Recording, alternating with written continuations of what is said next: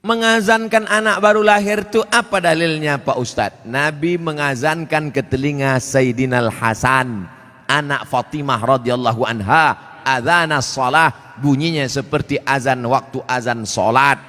Hadisnya disebutkan dalam kitab Sunan At-Tirmidzi. Nama kitab Sunan Tirmidzi, nama lainnya Jami' At-Tirmidzi. Status hadisnya hadisun hasan, hadis paling tinggi sahih, di bawah sahih hasan, tentang mengazankan bayi.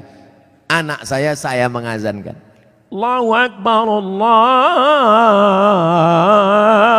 Akbar. Tapi tidak kuat macam itu. Terkejutlah dia. Nah, makanya bapak ibu yang hamil sekarang istrinya nanti bapak azankan. Tapi yang anak sudah lahir tak usah azankan lagi. Ini anak udah semester 2. Balik dari sini sebentar. Allahu Akbar. Apanya ayah ini gitu.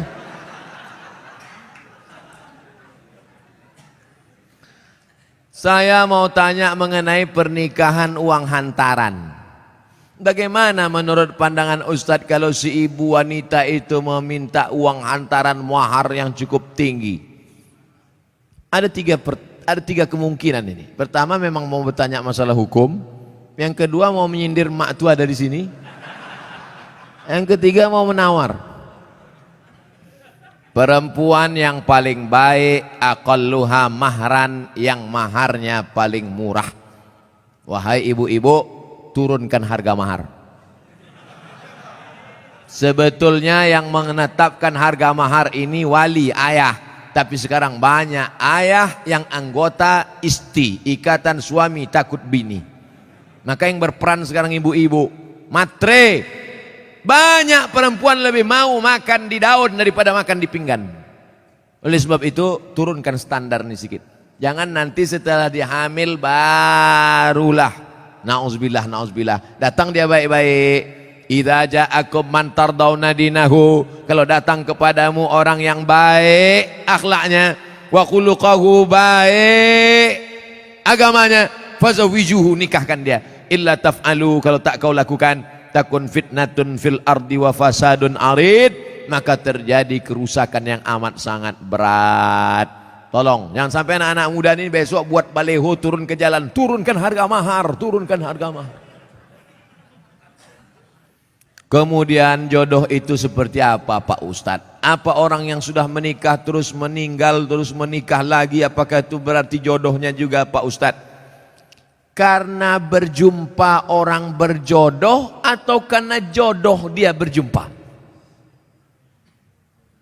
Memang jam-jam 10:30 nih payah nangkap memang. Karena ada jodoh baru berjumpa atau karena berjumpa itu orang berjodoh? Karena ada jodoh lah maka berjumpa.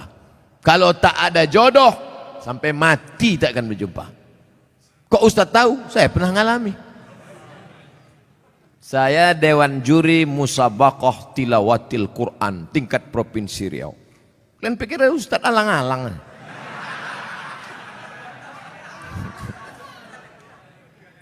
Waktu itu belum nikah. Kata kawan saya, Mat, ku carikan kau perempuan qori'ah hafizoh. Kami Dewan Juri waktu itu. Iyalah, kami pun seminggu kami cari, tak jumpa-jumpa. Setelah saya nikah, tahun berikutnya, pas kami sedang makan nasi goreng, berbisik kawan saya, Mat, yang kita cari tahun lalu, tuh di belakang. Tapi kita udah menikah. Maka kalau tak berjodoh, tak akan berjumpa. Karena ada jodoh, itulah maka berjumpa. Oleh sebab itu, jangan nanti yang laki-laki ini banyak salah jawab ini. Papa kok bisa nikah sama mama? Entah salah sambung. Jawabannya mesti kau katakan, aku tak pernah mencari makmu, makmu tak pernah mencari aku, Allah mempertemukan kami. Ibu itu pun dari dapur, so sweet kata dia. Karena jodoh lah kalian jumpa. Mengapa Tuan Syekh Abdurrahman digelar dengan Syekh Silau Laut? Syekh Abdurrahman lahir di Kampung Rau, sekarang masuk Kabupaten Batubara. Lalu kemudian dia merantaulah ke Kedah, karena orang Batubara dulu biasa naik perahu tongkang kapal laut ke Kedah, bolak-balik, karena orang itu dekat Kedah. Sampai di Kedah belajarlah dia 7 tahun dan ikut lomba silat, menang, bekerja di kerajaan Kedah.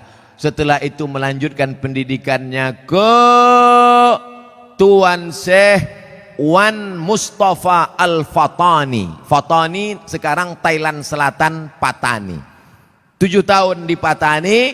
Setelah itu dibawalah oleh Syekh Wan Mustafa Al-Fatani ke Makkah Al-Mukarramah.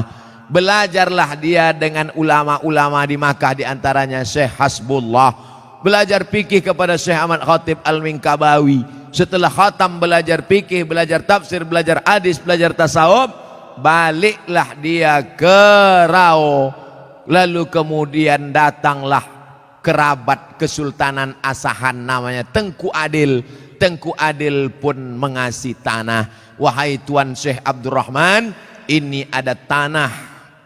Nama tanah itu Silau Laut. Maka orang menyebutnya tak lagi sebut namanya, tapi Tuan Syekh Silau Laut. Sama macam siapa tu? Tuan Syekh Besilam. Padahal nama aslinya adalah Tuan Syekh Abdul Wahab. Kampungnya di Rokan Hulu, namanya Rantau Binuang Sakti, tempat lahir Syekh Abdul Wahab Rokan. Tapi yang dipakai adalah Syekh Abdul Wahab Rokan. Sekarang jadi Kabupaten Rokan Hulu. Biasa itu Tuan Syekh mana? Tuan Syekh Fulan, nama kampungnya yang disebutkan. Tuan Syekh Purba Baru, padahal namanya Tuan Syekh Mustafa Husain. Nah, jadi nama kampung yang disebut. Itu maka disebut Tuan Syekh Silau Laut karena nama kampung itu. Apa karomahnya Pak Ustadz?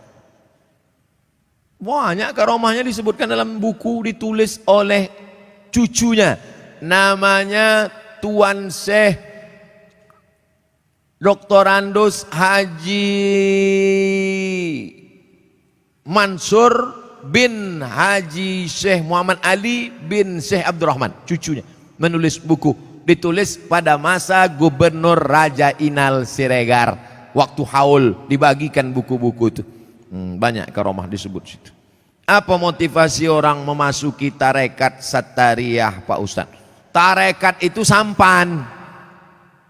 Ada sampannya namanya Sattariyah, namanya nakhodanya Abdullah Sattari. Ada nama sampannya Saziliyah, nama nakhodanya Abul Hasan As-Sazili. Ada nama sampannya Naqsabandiyah, nama nakhodanya Bahauddin Naqsabandi. Ada nama sampannya Ahmadiyah, tapi bukan yang aliran Ahmadiyah yang sesat. Tarekat Ahmadiyah, nama nakhodanya Sayyidi Ahmadil Badawi. Itu sampannya, tapi lautannya tetap la ilaha illallah Muhammadur Rasulullah. Jadi yang mau ikut tarekat sama aja macam naik sampan. Lautnya la ilaha illallah, sampannya macam-macam. Ada yang mau sampan naik speedboat, mau cepat. Ada satu yang naik kapal tongkang kayu. Dia mau slow. Kau tak ikut? Enggak, aku mau menikmati laut ini, mau slow aja. Nah, macam-macam. Begitu lebih kurang gambaran tentang tarekat. Tarekat artinya jalan. Jalan mendekatkan diri kepada Allah Subhanahu wa ta'ala. Apa doa anak terhadap orang tuanya itu sampai? Hadis Sahih Muslim. Idza matal insan, kalau orang mati, inqata'a, putus amalnya, illa min salasin, kecuali 3. Shadaqatin jariyah, amal sedekah, ilmin yuntafa'u bi, ilmu yang bermanfaat. Yang ketiga, waladin salihin yad'ulah, anak yang soleh. Makanya kita selalu minta doa Rabbi habli minas salihin. Saya ingin sekali mendoakan orang tua saya supaya terbuka pintu hidayahnya, karena kami sangat menyayanginya. Doakan orang tuamu di sujud terakhir saat sholat, sunat, tahajud, witir, duha. Tapi jangan pakai bahasa Indonesia, nanti sholatnya batal. Dalam hati saja, ya Allah, ayahku ini berhentilah pakai sabu-sabu. Kenapa ketawa? Di masjid kami setiap malam Jumat ada pengajian. Kenapa cuma tiap malam Jumat? Tiap malam lah. Malam Senin fikih, malam Selasa hadis, malam Rabu akidah, malam Kamis tasawuf, baca Ihya Ulumuddin, malam Jumat stop wirid Yasin, malam Sabtu pengajian akhlak, malam Ahad tablik akbar. Masjid mesti penuh tiap malam, karena kalau tidak kosong masjid. Akan tetapi waktunya dimulai ketika azan solat isya hendak berkumandang, sehingga jamaah solat isya pergi ke masjid lain. Apakah sikap Ustadz itu benar membuka pengajian ketika azan isya berkumandang? Habis solat isya dulu, habis solat isya baru buka pengajian. Kenapa mesti pas azan isya itu? Solat isya dulu, habis solat isya baru buka pengajian. Saya selalu membuka pengajian maghrib. Kalau pengajian di Pekanbaru maghrib. Supaya apa? Supaya orang sholatnya dua, maghrib berjamaah, isya berjamaah. Karena kalau dibuat isya, banyak jamaah datang lambat. Bahkan diumumkan, jamaah Ustadz udah terduduk setengah jam. Buat pengajian maghrib, maghrib ke isya. Di Malaysia kami gitu, maghrib, isya pengajian, habis isya tanya jawab, efektif. Doa berhajat, dia berhajat naik haji dengan menjual tanah. Namun anak-anaknya melarang, malah minta bagian tanah dibagi sebagai warisan jika orang tua meninggal, sehingga orang tua tak jadi mendaftar haji. Bagaimana sikap orang tua dan sikap anak-anaknya ini? Desa kami banyak tanah ladang lebar-lebar Pak Ustaz. Oh, kalau dapat anak tak bertuah ini udah jadi.